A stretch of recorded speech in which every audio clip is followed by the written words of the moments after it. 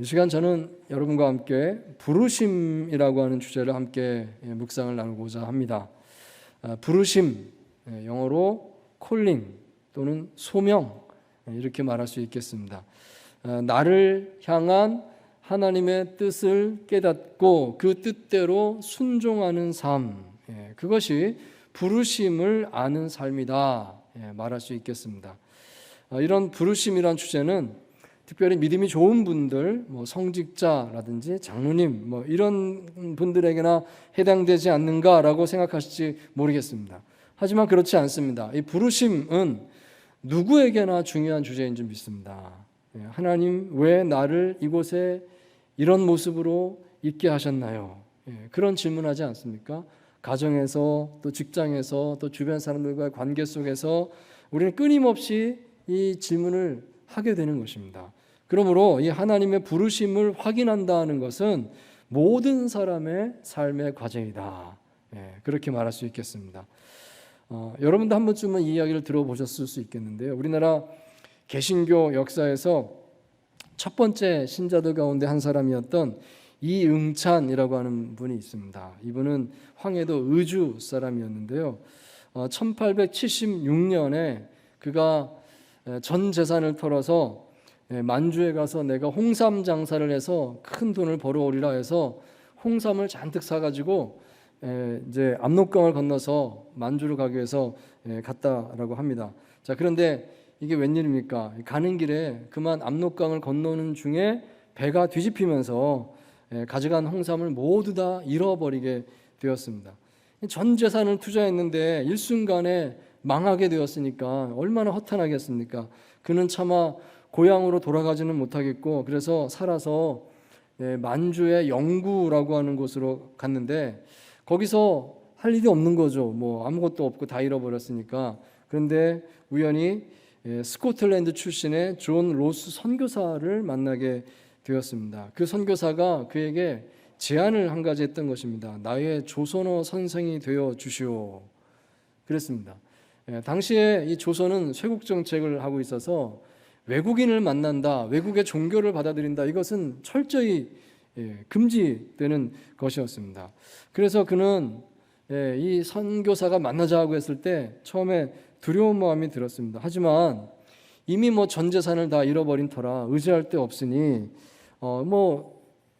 조선어를 가르쳐주면 돈을 준다고 하니까 그것을 의지하기 위해서 그는 선택의 여지가 없는지라 허락을 했다는 것입니다. 다만 두 가지 조건을 내걸었습니다. 첫째로 당신은 절대로 당신의 종교를 나에게 강요하지 마시오. 둘째로 내가 당신을 만나는 것을 철저히 비밀로 해주시오. 그랬다고 합니다. 자, 그래서 그때부터 이제 계약을 하고 이응찬은 밤마다 존 로스 선교사를 찾아갔습니다. 낮에 움직이면 들통이 나니까 밤에만 몰래 가서 이제 말을 가르쳐 줬던 것입니다. 그런데 이제 얼마쯤 지나서 존 로스 선교사가 어느 정도 조선말을 배웠을 때 이제는 또 이렇게 제안을 했습니다. 내가 이제 신약 성경을 조선말로 번역을 하고자 하는데 이것을 좀 도와주시오. 그러니까 이 이응찬이라는 이분이 아직 예수님도 믿지 않는 분인데 생각하게 됐습니다. 그래, 내가 돈을 벌어야지. 그래서 그것도 도와주게 된 겁니다. 그럼 내가 돕겠다고. 그래서 그것도 이제 저녁마다 몰래 가서 열심히 꼼꼼히 읽고 번역하는 일을 하게 되었다는 것입니다.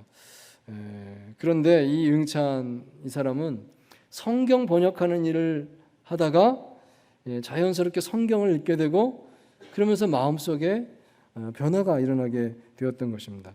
자, 그러다 몇 년 후에 같은 의주 사람 백홍준이라는 사람이 존 로스 선교사의 동료 선교사 맥킨타이어 선교사에게 와서 세례를 받는 것을 옆에서 보게 되었습니다. 그때 다른 사람이 세례받는 것을 보면서 그의 마음속에 감동이 일어났습니다. 나도 세례를 받아야 되지 않을까 이런 생각이 드는 겁니다. 그가 고민했다고 합니다. 내가 전 재산을 잃어버리고 여기 만주에서 선교사의 어학선생이 된 거, 또 성경을 번역하면서 기독교의 성경을 꼼꼼히 읽게 된 거, 이 모든 것이 우연이 아니라 하나님의 부르심이로구나 이런 생각이 들었습니다. 그래서 깨닫게 된 이 이응찬은 자신의 의주 친구들 3명과 함께 맥킨타이어 선교사에게 가서 세례를 받았습니다. 그리고 얼마 후에 같은 고향 후배 서상륜이라는 사람을 전도하게 되었는데, 이 서상륜이라는 사람이 다시 황해도 땅으로 돌아갔을 때 그는 우리나라 최초의 교회 소래교회를 창립한 사람이 되었습니다. 여러분, 제가 드리고자 하는 말씀은 이것입니다. 우리는 삶에서 하나님의 부르심을 깨달을 줄 알아야 하겠습니다. 왜 내가 오늘 여기 이 모습으로 있을까? 그 속에 하나님의 부르심이 있지 않겠습니까? 그래서 하나님께서 나를 여기 이렇게 두셨구나. 여러분, 우리가 그것을 생각하고 그 부르심을 느끼고 그 부르심에 응답할 줄 알아야 되겠습니다. 그것을 깨달을 때에 나의 삶에 놀라운 일이 일어나게 될 줄 믿습니다. 참으로 나를 향한 하나님의 부르심을 깨닫는 저와 여러분 되시기를 축원드립니다. 자, 오늘 본문 말씀은 예레미야서인데요. 이 예레미야는 일명 눈물의 선지자라고 불리는 선지자입니다. 왜 눈물의 선지자인가 하면 그는 이 바벨론에 의해서 우리나라가 다 망할 것입니다. 성전은 무너지고 많은 백성들이 바벨론에 포로로 끌려가게 될 것입니다. 이제 이런 불행한 예언을 해야 했기 때문입니다. 그는 예언을 하면 할수록 사람들의 환영을 받지 못했습니다. 모든 유다 백성들은 예레미야를 반대했습니다. 예레미야를 비난했습니다. 왕도 제사장도 다른 동료 선지자들도 전부 다 예레미야 편이 아무도 없었습니다. 그래서 예레미야를 박해하기도 하고 심지어 예레미야를 죽이겠다고 하는 그런 일까지 있었던 거죠. 그러니까 예레미야는 눈물의 선지자가 될 수밖에 없었습니다. 하나님 전하란 말씀 전했는데 도대체 이게 어떻게 된 겁니까? 자, 그렇기 때문에 이 예레미야서를 보시면 예레미야가 끊임없이 하나님의 부르심에 대해서 의심을 하고 또 이 하나님의 부르심을 다시 확인하기 위해서 몸부림치는 것을 볼 수가 있습니다. 여기 예레미야서 20장 7절 말씀 하나 예를 들어서 보겠는데요. 공동 번역으로 봅니다. 우리 같이 한번 읽겠습니다. 시작. 야훼여, 저는 어수룩하게도 주님의 꾀에 넘어갔습니다. 주님의 억지에 말려들고 말았습니다. 그래서 날마다 웃음거리가 되고 모든 사람에게 놀림감이 되었습니다. 아멘. 참 번역이 아주 감성적으로 번역되지 않았습니까? 정말 그렇습니다. 정말 솔직하게 고백을 했다는 것이죠. 내가 하나님의 꼬임에 넘어갔습니다. 오죽하면 그런 말을 했겠습니까? 정말 답답하고 하나님께 섭섭한 마음이 있다는 겁니다. 하나님 시키신 대로 말을 전했을 뿐인데 왜 나는 이런 탄압을 받습니까? 고통스럽다는 것입니다. 그래서 하나님께 이렇게 탄원을 한 것이죠. 또한 예레미야 20장 9절 말씀에도 연이어서 이런 또 고백이 나오고 있습니다. 역시 공동 번역인데요. 한번 띄워주시겠습니까? 제가 읽겠습니다. 다시는 주의 이름을 입 밖에 내지 말자. 주의 이름으로 하던 말을 이제는 그만두자 하여도 뼛속에 갇혀있는 주의 말씀이 심장 속에서 불처럼 타올라 견디다 못해 저는 손을 들고 맙니다. 예레미야의 고백입니다. 너무 힘드니까 그래서 예레미야가 어느 날 이렇게 결심했다는 것입니다. 더 이상 이제 내가 예언을 하지 말자. 하나님의 이름도 말하지 말자. 그러니까 예언자 파업하자. 이렇게 결심을 했다는 것이죠. 자, 그랬더니 그의 마음속에 이 하나님의 말씀이 그 심장에서 막 불타오르는 것 같은 그런 뜨거움을 느껴서 견딜 수가 없어서 다시 선지자의 자리로 돌아왔다는 것입니다. 그것을 고백하고 있는 것입니다.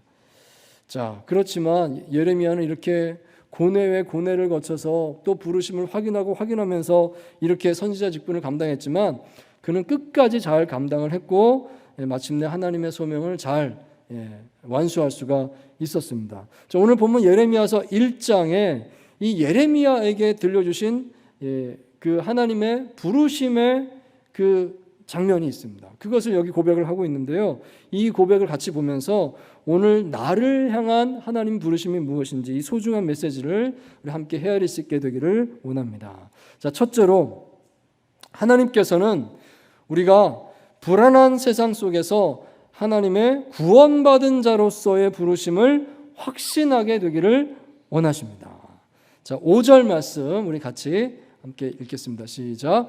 내가 너를 모태에 짓기 전에 너를 알았고 네가 배에서 나오기 전에 너를 성별하였고 너를 여러 나라의 선지자로 세웠노라 하시기로. 아멘. 자, 이 말씀 잘 보시면 중요한 뜻을 전하는 세 개의 동사를 찾아볼 수가 있겠습니다. 첫 번째는 너를 알았고 알았다라고 말씀을 합니다. 내가 너를 모태에 짓기 전에 너를 알았다. 하나님 말씀인 것이죠. 두 번째는 네가 배에서 나오기 전에 너를 성별하였다 말했습니다. 성별하였다. 즉 거룩하게 구별했다. 그런 말씀입니다. 그리고 세 번째 말씀은 너를 여러 나라의 선지자로 세웠노라. 세웠노라. 이렇게 표현을 하고 있습니다.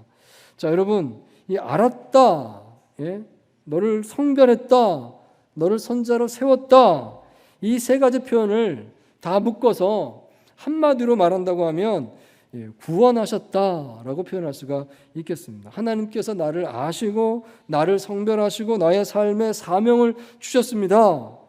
이게 바로 구원인 것입니다. 우리가 구원받으면 이렇게 된다 말할 수 있습니다. 자, 그런데 중요한 것은 하나님께서 이 모든 일을 오래전에 하셨다는 고백입니다. 내가 어머니 뱃속에 있을 때 이미 그렇게 하셨습니다. 아니, 나라고 하는 존재가 이 세포 하나가 생겨나기도 그 전에, 훨씬 전에 그때 하나님께서 이미 이렇게 하셨습니다. 즉 하나님의 구원은 내가 생각하지도 못할 때, 나라고 하는 존재가 있지도 않을 때 이미 나를 향해서 주어져 있었다는 것입니다. 그것을 예레미야가 하나님 말씀을 듣고 고백을 하고 있구나 하는 것을 볼 수가 있습니다. 여러분, 상식적으로 이 말의 논리가 잘 맞지 않는다는 생각이 들 것 같습니다. 그렇지 않습니까? 일단은 내가 있어야, 그래야 내가 구원을 받든지 버림을 받든지 이렇게 되지 않겠는지요. 자, 그렇지만 예레미야 고백은요, 그 순서를 바꾸고 있습니다. 먼저 내가 구원받았습니다. 그리고 나서 한참 있다가 내 존재가 세상에 있게 되었습니다. 이렇게 말하는 것입니다. 자, 이해가 되지 않죠. 이런 것을 신학적으로 예정론이라고 부르는데요. 우리가 알기 전에, 우리가 전혀 모를 때 이미 하나님께서 다 이뤄 놓으셨습니다 라고 하는 그 하나님의 차원에서의 언급이 됩니다. 자, 이렇게 말하는 데는 이유가 있다 하겠습니다. 이것은 이 불안한 이 세상 속에서 하나님께서 우리를 붙들어 주시는 손길이 얼마나 든든한지를 알려주는 것이다 말하겠습니다. 하나님께서 태초부터 나를 아셨습니다. 그때부터 벌써 나를 기억하시고 나를 사랑하셨습니다. 그렇게 나를 구원하셨습니다. 자, 그러면 그 말을 들으면 정말 우리 마음에 든든함이 드는 것입니다. 그러므로 우리는 세상 속에서 어떤 위기와 어떤 시험을 만나게 된다 할지라도 그 변하지 않는 하나님의 사랑을 확신함으로 그 모든 상황을 견디고 이겨낼 수 있는 힘을 얻게 되는 줄 믿습니다. 여러분, 하나님의 사랑이 얼마나 크신가 한번 묵상을 해보신 적이 있으신가요? 하나님의 사랑이 얼마나 큰가? 우리는 막연하게 그 사랑 크지, 세상에서 제일 큰 사랑이지 라고 생각하지만 마음에 와닿도록 이게 하나님의 사랑이지 라고 한번 깊이, 마음에 깊이 한번 느껴보신 적이 있으신가요? 없으시다면 한번 시도해보면 좋겠습니다. 이렇게 한번 해보시면 어떨까요? 내가 지금까지 살아오면서 내가 경험했던 가장 큰 사랑의 사건 한번 떠올려 보십시오. 아버지를 통해서든 어머니를 통해서든 아니면 사랑하는 배우자를 통해서든 내가 정말 사랑받았다. 이 사건이 정말 내 인생 잊을 수 없는 감동이다. 이걸 한번 떠올려 보시기 바랍니다. 그리고 나서 그 다음에 자기 자신에게 이렇게 말을 해보는 것입니다. 하나님의 사랑은 그것보다 훨씬 큽니다. 여러분, 하나님의 사랑을 정말 마음에 감동으로 받으시고 그 사랑에 확신할 수 있게 되기를 바랍니다. 이 고백이요, 너무 소중합니다. 하나님께서 내가 있기 전에 나를 아셨습니다. 어머니 뱃속에서 아직 내가 나오기도 전에 나를 거룩하게 구별하셨습니다. 내가 이 다음에 하나님 말씀의 사람이 되라고 그때 벌써 정해 놓으셨습니다. 여러분, 이게 하나님의 사랑이 아니겠습니까? 나를 향한 하나님의 사랑을 한번 마음속에 떠올려 볼 수 있기를 바랍니다. 태초부터 나를 아시고 나를 향해서 준비하신 그 하나님의 마음을 기억할 수 있게 되길 바랍니다. 자, 두 번째로 또 하나님께서는 우리가 세상에 하나님의 증인으로서의 부르심을 확신하게 되기를 원하시는 줄 믿습니다. 자, 6절에서 8절까지 말씀을 같이 다시 한번 읽겠습니다. 시작. 내가 이르되 슬프도소이다. 여호와여 보소서 나는 아이라 말할 줄을 알지 못하나이다 하니 여호와께서 내게 이르시되 너는 아이라 말하지 말고 내가 너를 누구에게 보내든지 너는 가며 내가 내게 무엇을 명령하든지 너는 말할지니라. 너는 그들 때문에 두려워하지 말라. 내가 너와 함께하여 너를 구원하리라. 나 여호와의 말이니라 하시고. 아멘. 자, 하나님께서 예레미야에게 이제 말씀을 주시고 선지자의 삶을 살도록 하셨습니다. 먼저 그 말씀을 주셨습니다. 자, 그런데 그 말씀을 들은 예레미야의 첫 반응은 자신의 무능을 걱정하는 것이었습니다. 하나님께서 이렇게 말씀하셨지만 나는 도저히 그걸 감당할 만한 사람이 아닙니다. 이게 예레미야의 마음이었습니다. 여기 6절 말씀 보시면 슬프도소이다 고백하죠. 나는 아이입니다. 이 아이라고 하는 이 말은 나이가 어립니다 이런 뜻이 아니라 모든 것이 미숙합니다 이런 뜻입니다. 내가 잘하는 게 뭐 있습니까? 나는 잘하는 게 아무것도 없습니다. 이렇게 고백을 하고 있습니다. 나는 말할 줄을 알지 못합니다. 무엇보다도 내게 하나님 말씀을 전하라고 하시는데 내가 제일 약한 게 말 못하는 겁니다. 예레미야가 이렇게 말을 했다는 것이죠. 이 출애굽기에 모세가 했던 그 말과 같은 말을 예레미야도 했구나 하는 것을 알 수가 있습니다. 자, 그러므로 예레미야가 하는 말의 결론은 뭐냐면 나는 하나님의 선지자의 직분을 감당할 만한 그런 그릇이 안 됩니다. 이런 말을 했다는 것이죠. 이게 예레미야의 첫 응답이었습니다. 이게 6절 말씀입니다. 자, 하지만 이어서 7절 8절에 하나님의 위로의 말씀이 나오고 있습니다. 너는 아이라고 말하지 말아라. 내가 누구에게 보내든지 너는 그에게 가며 내가 무슨 말을 부탁하든지 너는 그대로 말해라. 그러니까 내가 하라는 대로만 해라. 하라는 대로만 해라. 말씀하는 겁니다. 두려워하지 말라. 내가 너를 구원하리라. 어려움에 처하게 될 때 내가 너를 구원해 준다. 보장해 주셨습니다. 즉 하나님께서는 우리가 순종하기만 하면 충분히 할 수 있게 해주신다. 이 말씀을 하셨다는 것입니다. 왜냐하면 그 이유는 하나님께서 함께 하시기 때문입니다. 여기 8절 말씀 잘 보시면 하나님께서 함께한다. 이 말씀을 주고 계십니다. 내가 함께하지 않느냐? 내가 하는 것이다. 너는 순종하기만 된다. 이 말씀을 하셨습니다. 자, 그럼으로써 여기 10절 보시면 내가 오늘 너를 여러 나라와 여러 왕국 위에 세운다라고 말씀합니다. 누가 세웁니까? 하나님이 예레미야를 세운다 하는 것입니다. 세운다. 그럼으로써 뽑고 파괴하며 파멸하고 넘어뜨리고 이건 이제 해체하는 걸 말하는 것이고요. 그리고 건설하고 심게 하겠다. 이것은 다시 이렇게 세우는 걸 말하는 겁니다. 그러니까 예레미야가 순종하기만 하면 온 세상이 무너지기도 하고 다시 온 세상을 세우기도 하고 이걸 할 수 있게 하겠다. 하나님께서 이 말씀을 하셨다는 것입니다. 자, 그러므로 본문에서 우리는 하나님께서 우리를 충분히 세상에서 증인으로 살도록 하십니다라는 그 메시지를 받을 수가 있겠습니다. 우리는 할 수 없지만 하나님이 함께 하심으로 하나님께서 하게 하시는 줄 믿습니다. 증인이 된다는 것은 말씀의 증인이 되는 것입니다. 하나님의 말씀을 주시고 이 말씀대로 이루어집니다. 내가 이 말씀을 순종하고 이 말씀대로 삶을 행할 때 내 삶 속에 이 말씀의 능력이 나타나게 되는 줄 믿습니다. 주님께서 이것을 하시겠다 말씀하십니다. 자, 여기서 우리가 눈여겨볼 것은 이 모든 것이 하나님의 의지라는 사실입니다.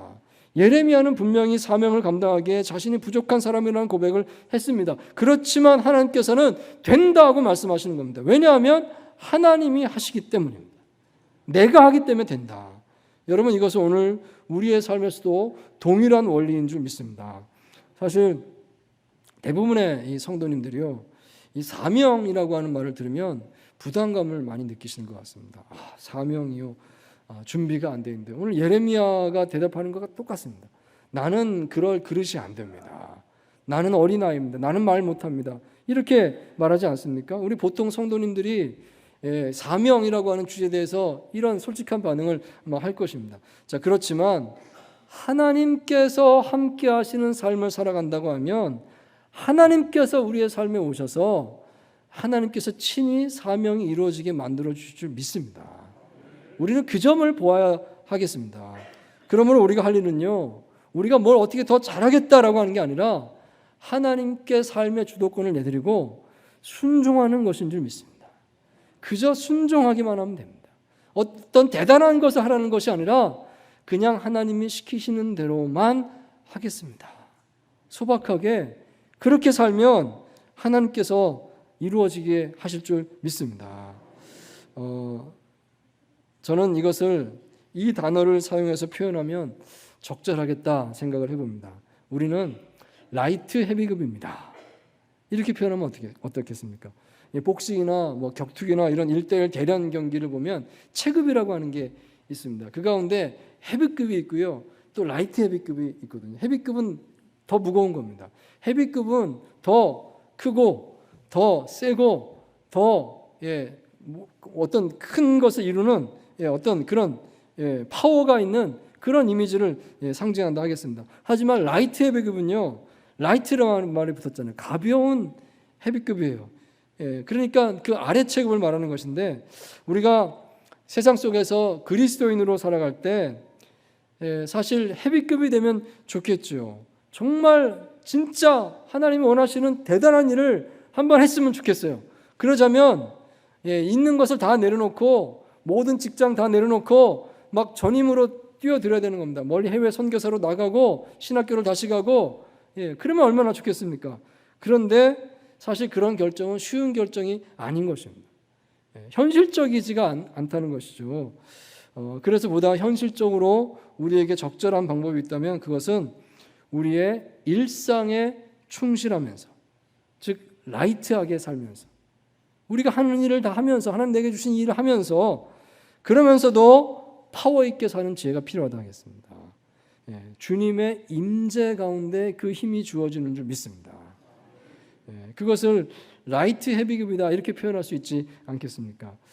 성경에 그 라이트 헤비급의 예가 여러 명 나오고 있는데요, 그 가운데서 다니엘 같은 사람을 한번 생각해 보면 좋겠습니다. 다니엘은 얼마나 깊이 기도하고 얼마나 그 하나님 말씀에 그 영감 있는 그런 선지자의 사역을 한 사람 아니었겠습니까? 자, 그런데 또 생각해 보면 다니엘은 일반 세속 직업이 있는 사람이었습니다. 그는 바벨론에서, 페르시아에서 정치인이었습니다. 총리를 감당했습니다. 얼마나 바빴을까요? 그 이방 나라에서 총리를 하니까 얼마나 눈치를 많이 봤을까요?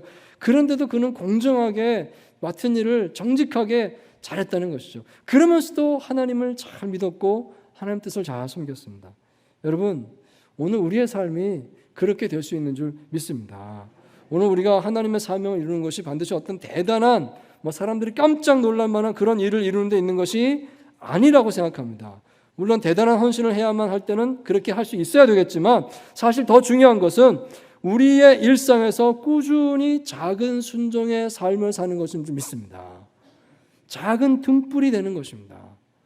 가정에서, 또 가까운 사람과 관계 속에서 내가 말과 행함에 조금이라도 본이 되기 위해서 좀 더 노력하는 것, 교회에서 소그룹 모임에 빠지지 않고 잘 참석해 주는 것, 또는 조금 더 성실하게 정직하게 내 삶의 현장에서 살려고 노력해 가는 것, 그런 것입니다. 이런 기본적인 활동을 꾸준히 하는 것만으로도 이 안에 성령께서 함께 하신다고 하면 충분히 하나님의 사명은 이루어질 것을 우리는 기대할 수 있는 줄 믿습니다. 사랑하는 성도 여러분, 오늘 자신의 삶을 향한 하나님의 부르심을 깨달을 수 있기를 바랍니다. 하나님, 왜 나를 여기 이런 모습으로 두셨는가요? 그 뜻을 깨달을 때 나의 삶에 놀라운 하나님의 뜻이 펼쳐질 줄 믿습니다. 이 불안한 세상 속에서 하나님의 구원받은 자로서의 부르심을 확신하시기 바랍니다. 또한 이 세상에 하나님의 증인으로서 나는 살겠습니다. 그 부르심을 다시 한번 마음에 확신하게 되시기를 주의 이름으로 축원드립니다.